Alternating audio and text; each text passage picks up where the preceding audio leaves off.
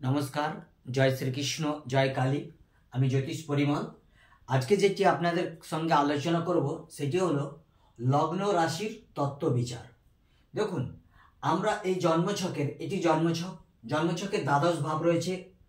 লগ্ন, দ্বিতীয়, তৃতীয়, চতুর্থ, পঞ্চম, ষষ্ঠ, সপ্তম, অষ্টম, নবম, দশম, একাদশ, দ্বাদশ। এই যে দ্বাদশ ভাবের বিচার রয়েছে, এতে কিন্তু আমরা এই ঘরের চেঞ্জ করব না, ঘরের কোনো পরিবর্তন ঘটবে না, রাশির পরিবর্তন ঘটবে। কিরকম? আমাদের 12টি রাশি আছে, 1 2 3 4 5 6 7 8 9 10 11 12। এই 12টি রাশি আছে। এখান থেকে হচ্ছে মেষ রাশি শুরু, আর সর্বশেষ হচ্ছে মীন। এইবারে আমাদের তত্ত্ব, আমাদের এই জন্মছকে তত্ত্ব কিন্তু আমরা কেউ বুঝি না বা দেখি না। এটি কিন্তু দেখার কিন্তু খুব জরুরি। কারণ লগ্ন মানে হচ্ছে আমি স্বয়ং, আর রাশি মানে হচ্ছে চন্দ্র। চন্দ্র মানে মন। তাহলে রাশি থেকে আমরা কিন্তু মনের বিচার করব। তাহলে লগ্ন কোন তত্ত্বের আর রাশি কোন তত্ত্বের, এইটি আমাদেরকে জানতে হবে। এমনকি আমরা যদি মনে করি যে আমার পত্নী অর্থাৎ জায়া মানে সপ্তম কারক কে, তার অধিপতি কে, সেই তত্ত্বটিকে আমার মানে ওয়াইফের হৃদয় কেমন হবে সেটিও কিন্তু আমরা কিন্তু এই জন্মছক থেকেই জানতে পারবো। আমার সন্তান কেমন হবে, আমার সুখ কেমন হবে, এগুলোও কিন্তু জানতে পারবো। কিভাবে? আসুন বলি। আমাদের পঞ্চতত্ত্ব রয়েছে। পঞ্চতত্ত্ব কি? অগ্নি, মাটি, বায়ু, জল, আকাশ। জ্যোতিষশাস্ত্রে কিন্তু আকাশ তত্ত্বটাকে বাদ দেওয়া হয়েছে, কারণ আমাদের দ্বাদশ ভাব রয়েছে। এবার দ্বাদশ ভাবকে আমরা যদি 4 দিয়ে ভাগ করি তাহলে 3 4 12, তাহলে আমরা কিন্তু পেয়ে যাব আমাদের ধর্ম, অর্থ, কাম, মোক্ষ।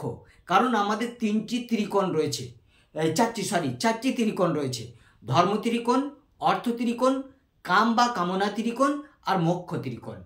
এই ত্রিকোণটা কিন্তু আমাদের অনেক কিছু বিশ্লেষণ করতে হয়। জন্মছক মানেই আসলো আর দেখলাম বলে দিলাম সেটি কিন্তু নয়। এবার তত্ত্বটা হয়তো কেউ প্রকাশ করে, কেউ করে না। দেখুন, আমাদের যেমন অগ্নি, মাটি, বায়ু, জল, এখানে কিন্তু আকাশ তত্ত্ব, এই আকাশ তত্ত্বটাকে কিন্তু আমরা জ্যোতিষশাস্ত্রে কিন্তু আর আমরা ধরি না। এইবারে এই তত্ত্বগুলোকে কোন কোন রাশি কি তত্ত্বের হতে পারে, এখানে যেমন 1 2 3 4 5 6 7 8 9 10 11 12, এই যে আমাদের 12টি তত্ত্ব। এবার কোন কোন রাশি আপনারা বুঝতে পারছেন, কোন কোন রাশি কি মানে লগ্নে কোন রাশি গেলে কি তত্ত্ব হতে পারে সেটি কিন্তু আমরা বুঝে নেব। যেমন ধরুন আমি সাপোজ বলছি, এটা হবে 5 নম্বর লিখলাম। এখানে 5 নম্বর মানে আমাদের কোন লগ্ন হয়ে যাবে? মেষ, বৃষ, মিথুন, কর্কট, সিংহ। সিংহ লগ্ন যদি 5 হয় তাহলে এটি হবে নাম্বার 6, এটি হবে 7, এটি হবে 8, এটি হবে 8, এটি হবে 9, এটি হবে 10, এটি হবে 11, এটি হবে 12, 1 2 3 এই 4।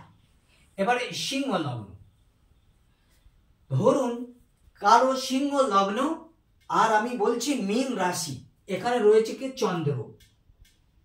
চন্দ্র। তাহলে এই 5 আমরা কোন তত্ত্ব ধরে যাব? অগ্নিতত্ত্ব। তাহলে আমার লগ্ন হচ্ছে অগ্নিতত্ত্বের। অর্থাৎ আমি স্বয়ং কোন তত্ত্বের সে কথাটি কিন্তু আমি স্বয়ং জেনে যাব, আমি নিজে জেনে যাব যে আমি কোন তত্ত্বের। তাহলে অগ্নিতত্ত্বের। এবার অগ্নিতত্ত্বের পরিচয়টা কি পাওয়া যাবে? অগ্নিতত্ত্ব আমি সকলের মুখেই শুনেছি সিংহ রাশি, ও বাবা খুব রাগ, অভিমান, তাই বলে কি সে নরম হতে পারে না?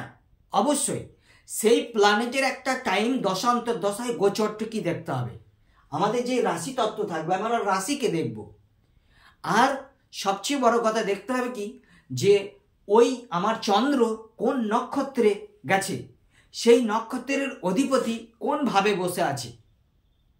এর জন্য আমাদের একটা স্বর্ণালী চক্র আছে, স্বর্ণালী চক্রকেও কিন্তু আমরা ফলো করতে হয়, বা নবতারা চক্র, এগুলোকেও ফলো করতে হয়। বেশ, যাই হোক, এখানে চন্দ্র, তাহলে চন্দ্র কোন হবে? জল। তাহলে দেখুন, আমি লগ্ন, স্বয়ং লগ্ন হচ্ছে অগ্নিতত্ত্ব, মানে আমার শরীর কিন্তু অগ্নিতত্ত্ব, আর আমার কিন্তু মন হবে জল তত্ত্ব।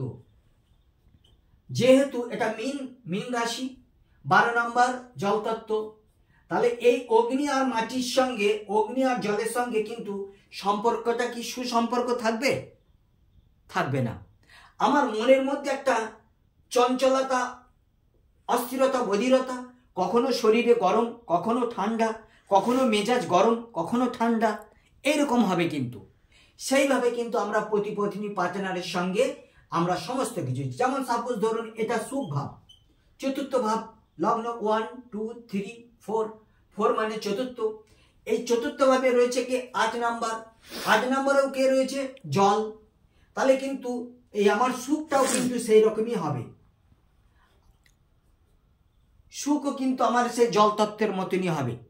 এবার জল তত্ত্ব কি হবে? জল তত্ত্বের সেটি কি হবে? জল তত্ত্ব কাকে বোঝায়? চন্দ্র। অর্থাৎ মনের দিক থেকে আমি শান্তি অবশ্যই পাবো, সুখও আসবে।